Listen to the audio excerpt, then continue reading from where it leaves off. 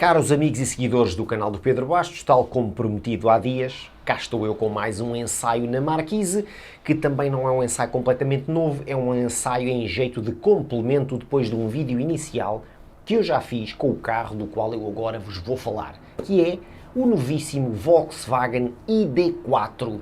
É mais um ensaio de um elétrico. Portanto, já sabem, saquinho das pipocas e preparem-se então para o ensaio. Bora lá!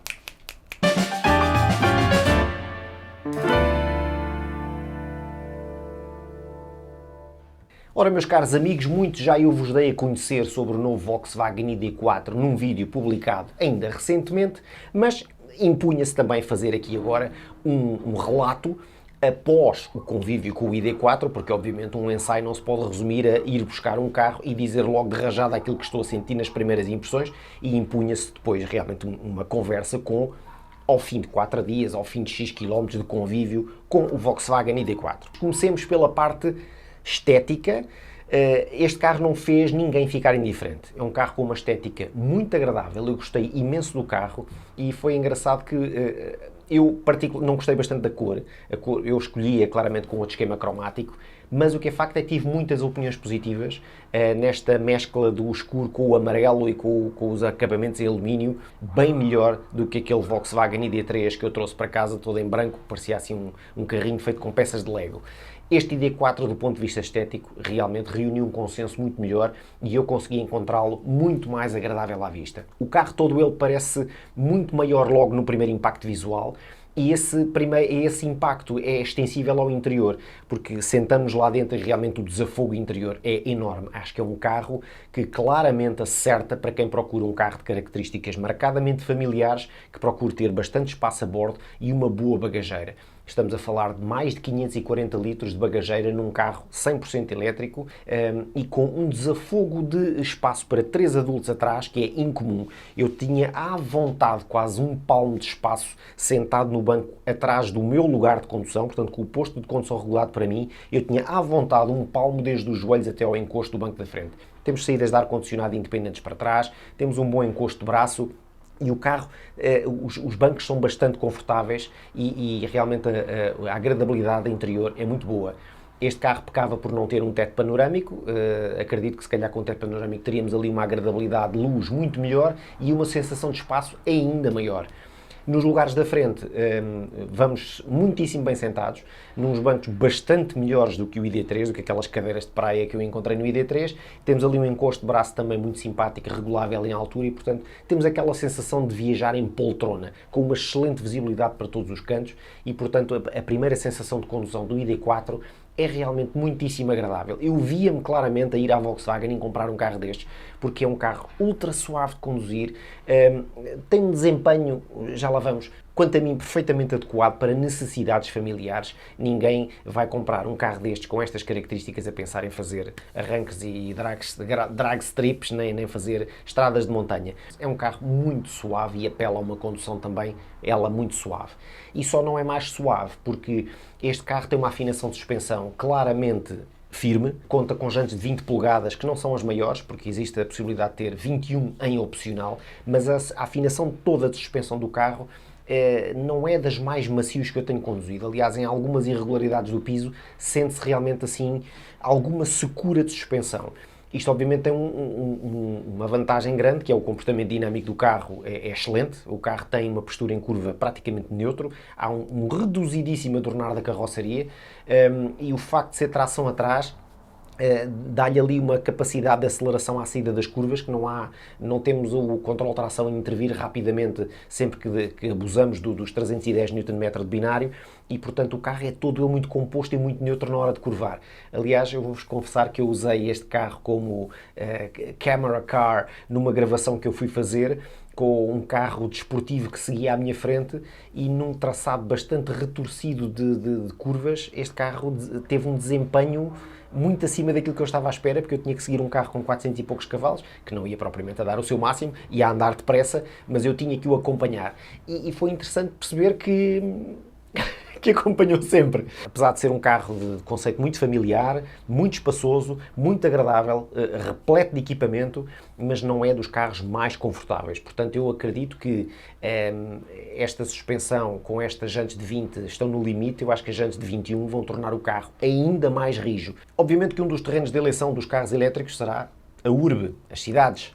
E este carro realmente em cidade tem um comportamento como peixe na água. E tem uma coisa que eu achei divinal, é que o facto de ter tração atrás permite-lhe ter um nível de brecagem muito simpático e é desconcertante a forma como viramos entre passeios ou fazemos manobras de inversões de marcha com um carro que eu estava à espera de ser bastante maior e pesado de manobrar.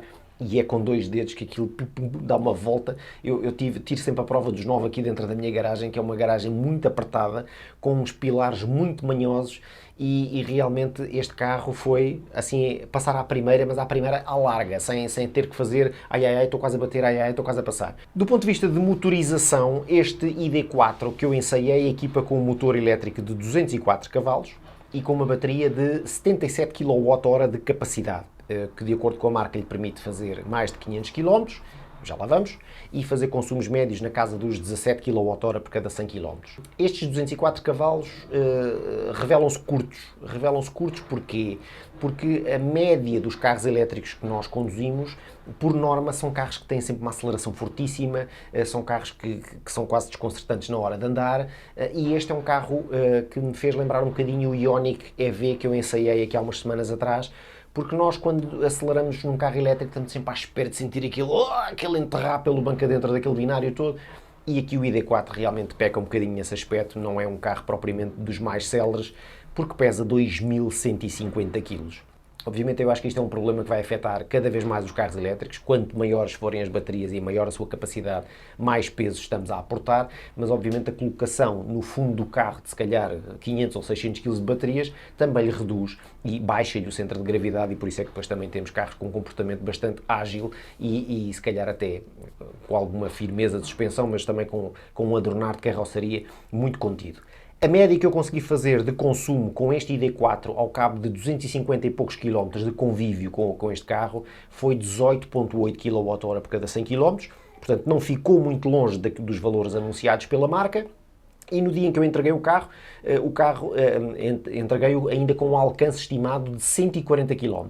Portanto, se eu somar os 250 com os 140, vamos ter ali muito próximo dos 400 km de alcance, que vai perfeitamente em linha com o dia em que eu levantei o carro com a bateria carregada a 100%, dizia que a autonomia estimada eram 413 km.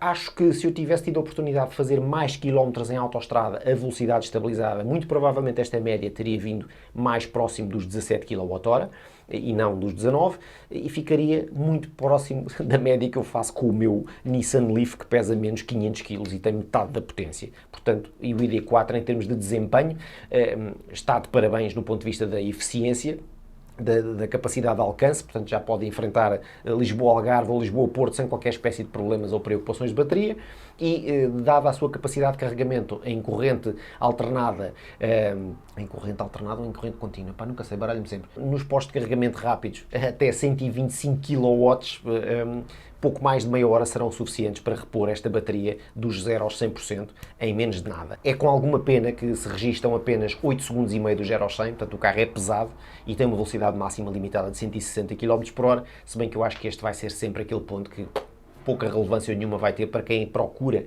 e compra este tipo de carros, porque uma das premissas de obter bons retornos em termos de autonomia e consumos com carro elétrico é conduzir devagar.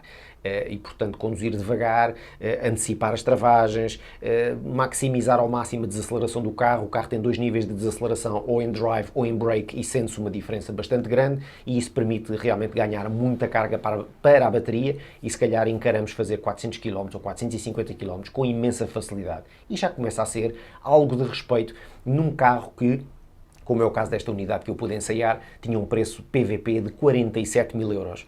Apenas mais 2 mil euros do que o ID3 que eu tinha ensaiado há umas semanas atrás, e este carro oferece realmente muito mais, quer em termos de espaço, quer em termos de agradabilidade de utilização. Gostei muito mais desse ID4. Agora, a avizinhar-se a chegada da versão ID4 GTX com tração integral e com um motor, ou 2 motores elétricos, será?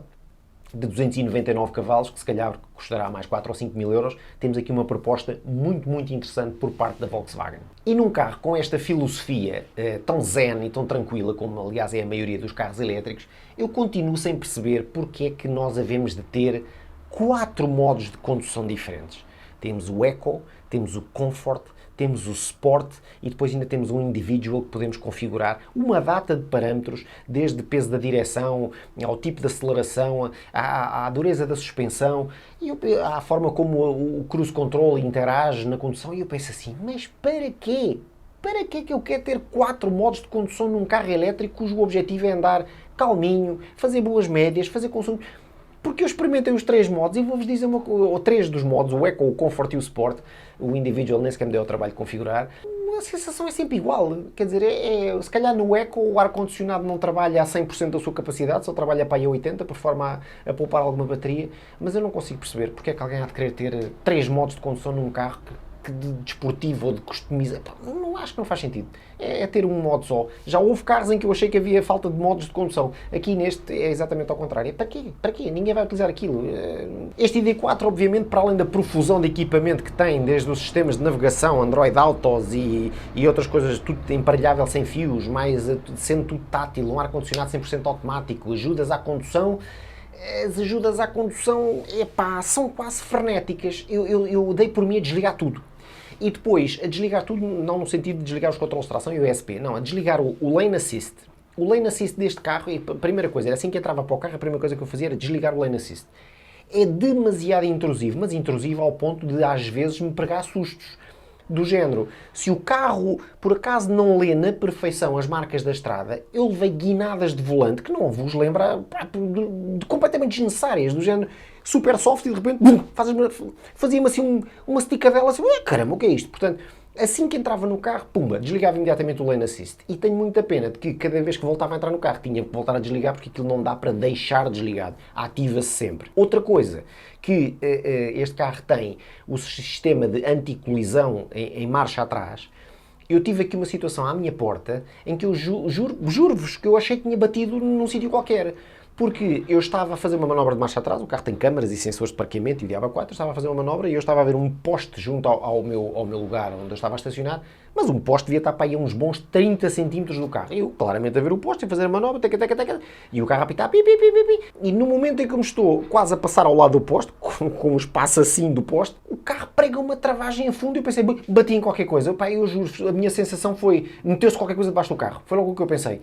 Porque pregou uma travagem de emergência, e eu pensei assim, o quê? Por causa de um poste que está a 30 centímetros? Ou seja, estes sistemas são muito bons e são muito preventivos para distrações. Agora, isto acaba por ser quase que um problema, porque o sistema sobrepôs-se à minha vontade de querer arrumar o carro à distância que eu aferi com capacidade humana de que sim, que estava tudo ok. E o sistema disse-me, não senhora, tu vais bater. Eu só vou bater o quê? E travou-me o carro bruscamente. Assustei-me. E da forma como já me tinha assustado noutros modelos, noutras situações de carros que travam disparatadamente em situações de autoestrada, porque um carro se meteu à frente e eu teria mais do que tempo de travar e reagir, mas o sistema achou que o ideal era pregar uma patada a fundo quando um gajo vai a 120 km/h na autoestrada. Portanto, estes sistemas de anticolisão, quanto a mim, começam a entrar num registro de hiperatividade e de histerismo que às tantas começam a ser quase que contra o condutor. Porque eu vou sempre com medo de que aquilo de repente reaja a qualquer coisa que não é preciso reagir, ou como, sei lá, vou aqui em ruas estreitas aqui junto do sítio onde eu moro, e nas ruas estreitas, em que as ruas podem fazer um serpenteado, há carros estacionados de um lado e do outro. A quantidade de vezes que me acontece o carro desatar a dizer trave, objeto, obstáculo, não sei o quê, sempre do género, mas eu sou estúpido, o sistema parte do princípio que eu sou cego e que não estou a ver que é para curvar e que não vou bater no carro que está estacionado. Começa a ser um bocadinho invasivo demais. Começa a não gostar nada destes sistemas de anticolisão e no caso destes Volkswagen, das duas uma, ou aquilo dá para afinar para menos e eu não percebi como é que era, ou se aquilo é sempre assim, é uma ganda seca, só vos digo. Finalmente, e no convívio com este ID4, houve outra coisa que me irritou bastante, que é à semelhança do que tinha o ID3, os botões dos vidros. Eu não consigo perceber isto, a sério, eu não consigo perceber o racional disto. A Volkswagen achou que era muito mais fixe ter 2 botões para operar 4 vidros. Então, o que é que faz? Nós temos os comandos dos vidros elétricos, não é?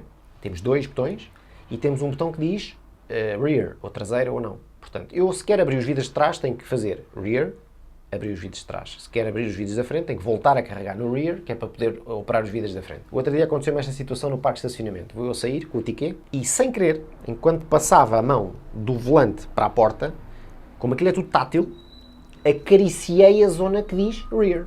E, portanto, eu passei a operar os vidros de trás. Quando eu fui abrir o meu vidro para meter o ticket na cancela, abri o vidro de trás.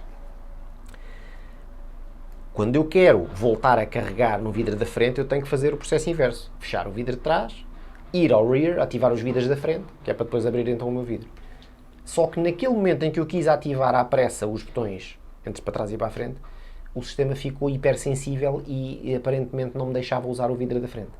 Portanto, eu fiquei ali uns bons entre 35 a 45 segundos sem conseguir sequer fechar o vidro de trás e abrir o meu vidro. Entretanto, já estava o Marmelo atrás de mim a pensar que eu era estúpido, que não sabia funcionar com a cancela. Portanto, Volkswagen, por amor de Deus, cancelem este sistema dos 4 vidros com 2 botões. Não, há lá espaço para pôr 4 botões. Não há esta mariquice do clicar num botão para ativar os de trás e clicar num botão tátil para ativar os da frente. É uma parvoíce. É uma parvoíce. Isto só saiu da cabeça de um gajo qualquer que quis fazer uma coisa diferente e que só atrapalha. Só atrapalha. Portanto, os sistemas anti-colisão atrapalham, os botões dos vidros atrapalham. Há ali muita coisa em termos ergonómicos naquele carro que é um bocado parvo. Tal e qual como os comandos táteis para subir e baixar a temperatura, os comandos táteis para ir ao atalho das assistências de condução, para ir ao atalho da climatização, são uns botões táteis que nem sempre são táteis. Umas vezes reagem, outras vezes não reagem. O ecrã reage logo à aproximação dos dedos, mas às vezes é lento na reação. Quando efetivamente depois o dedo lá chega e eu carrego, a coisa às vezes baralha-se um bocadinho. Mas enfim, isto são há partes, todos os carros têm os seus glitches, todos os carros têm os seus defeitos e estes são aqui realmente alguns que eu gostaria de deixar claro quanto ao ID4. Portanto, meus caros amigos, em jeito de conclusão, eu ainda assim acho que é um pacote muitíssimo agradável.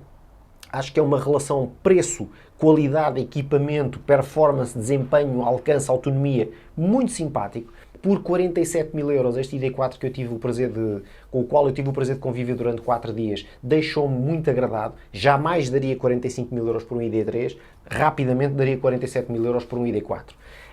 É um carro ultra familiar, mega espaçoso. Eu percebo que se calhar não é dos elétricos mais rápidos, mas não é essa a função de um elétrico. Não, a função de um elétrico é ser um carro elétrico, é ser um Zen, não é um carro para andar a jardar na autoestrada a 180, porque para isso as pessoas não deviam comprar carros elétricos. Apesar de termos os Teslas da vida que dão 250 a hora e não sei o quê, isso não serve para nada, porque nada me vale ter um carro que tem 500 km de alcance de bateria se eu a essa velocidade vou fazer 200. E, portanto, quer dizer, não faz muito sentido na minha ótica. Espero que tenham gostado deste ensaio, que não foi um ensaio per si sozinho, é um complemento do vídeo que eu já tinha feito, mas ainda assim havia aqui detalhes que eu gostaria de ter abordado mais em pormenor nesse vídeo e que é impossível abordar, se não com convívio, ao fim de alguns dias, com o carro. Portanto, meus caros amigos, acho que cobri tudo aquilo que eu vos queria falar. Deixa cá ver, mercado de modos de consumo e pronto. Coisa e tal, para dar zoninho. Tenham um verão muito feliz e coisa, e cuidado com os escaldões e com os UVs, está bem? Beijinhos e abraços. Fiquem bem.